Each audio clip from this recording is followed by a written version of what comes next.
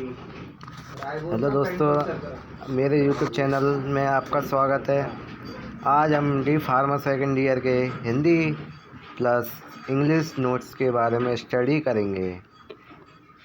हमारा आज का सब्जेक्ट है बायोकेमिस्ट्री एंड क्लिनिकल पैथोलॉजी, जिसका chapter number 1 introduction to biochemistry. हमारा पहला टॉपिक है इंट्रोडक्शन। हम अब इंट्रोडक्शन देखते हैं। बायोकेमिस्ट्री दो शब्दों से मिलकर बना है, बायो प्लस केमिस्ट्री। बायो का अर्थ होता है जीव जंतु और केमिस्ट्री का अर्थ होता है केमिकल्स जो जीवों में पाए जाते हैं। मतलब बायोकेमिस्ट्री जीव रसायन व केमिस्ट्री की शाखा है, जिसके अंडर हम जीव जंतुओं की सेल्स में पाए जाने वाले एक्टिव केमिकल कॉन्स्टिट्यूएंट्स के बारे में स्टडी करते हैं। अब इसके बारे में देखते हैं। आगे का टॉपिक हमारा स्कोप। बायोकेमिस्ट्री में जीव जंतु और ह्यूमंस के अंदर होने वाली केमिकल रिएक्शंस का अध्ययन किया जाता है।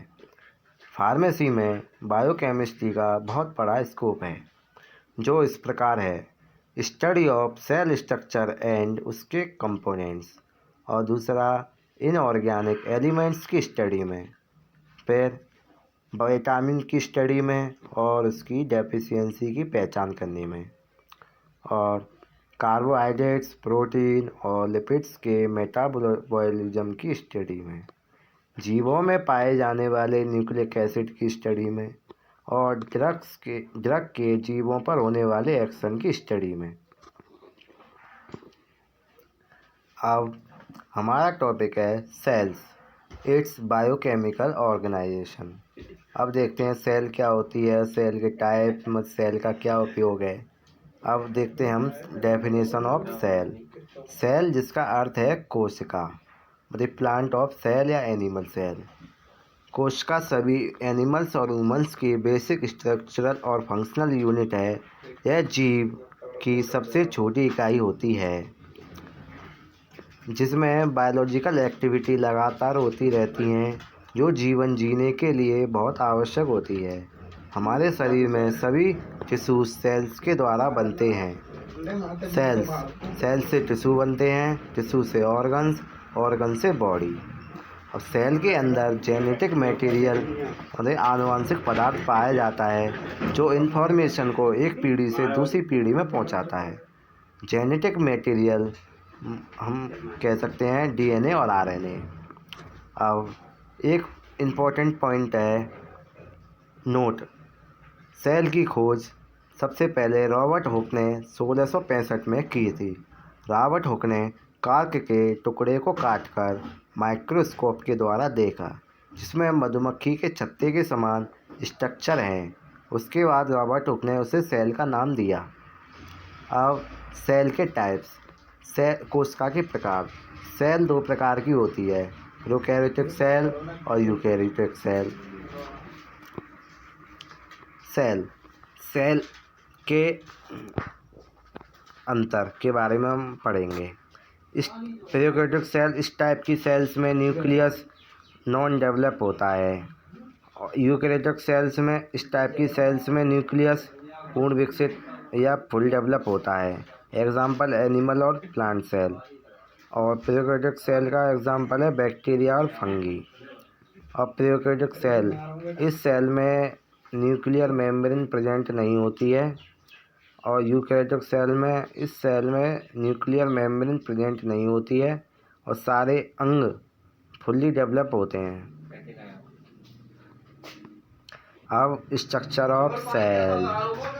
हमारी सेल में बहुत से अंग पाए जाते हैं, जैसे कि cell membrane, cytoplasm, mitochondria, endoplasmic reticulum, lysosomes, centrosome etc. पाए जाते हैं, जो सेल के सभी कार्यों को करने के लिए इम्पोर्टेंट है। Cell membrane. Cell membrane cell के आउटर पार्ट पर पाई जाती है। यह सेल को सेफ्टी प्रदान करती है। इसे प्लाज्मा मेम्ब्रेन के नाम से जाना जाता है। यह सेमी परमिएबल मेम्ब्रेन है, जो लिपिड्स व प्रोटीन के द्वारा बनी होती है। अब सेल मेम्ब्रेन के फंक्शंस। ड्रग्स को सेल में पहुंचाना, वेस्ट प्रोडक्ट्स को बाहर निकालना और न्यूट्रिएंट्स और ऑक्सीजन को सेल में अंदर लेना। अब है हमारा साइटोप्लाज्मा। यह सेल के अंदर पाया जाता है। यह एक बायोकेमिकल लिक्विड सब्सटेंस है जिसमें सारे सेल के कंपोनेंट्स प्रेजेंट रहते हैं। अब न्यूक्लियस को हम हिंदी में केंद्रक कहते हैं। इसे सेल का ब्रेन भी कहा जाता है। यह सेल के मिडिल पार्ट में पाया जाता है। इसमें न्यूक्लिक एसिड प्रेजेंट रहता है जिसमें आरएनए और डीएनए होता है जो जेनेटिक इन्फॉर्मेशन को स्टोर करके रखते हैं। इसमें प्रोटीन और अदर सब्सटेंसेस होते हैं। माइटोकॉन्ड्रिया को हम सेल का पावर हाउस भी कहते हैं। एक सेल में लगभग 50 से 2500 माइटोकॉन्ड्रिया प्रेजेंट होते हैं। यह सेल को एनर्जी प्रोवाइड करते हैं। यह एनर्जी को एक्टिव फॉर्म एटीपी में कन्वर्ट करके स्टोर करता है और सेल को एनर्जी आवश्यकता पड़ने पर देता है। एंडोप्लाज्मिक रेटिकुलम न्यूक्लियस से अटैच होता है। यह प्रोटीन की सिंथेसिस करता है, मतलब ये प्रोटीन के निर्माण में सहायक है।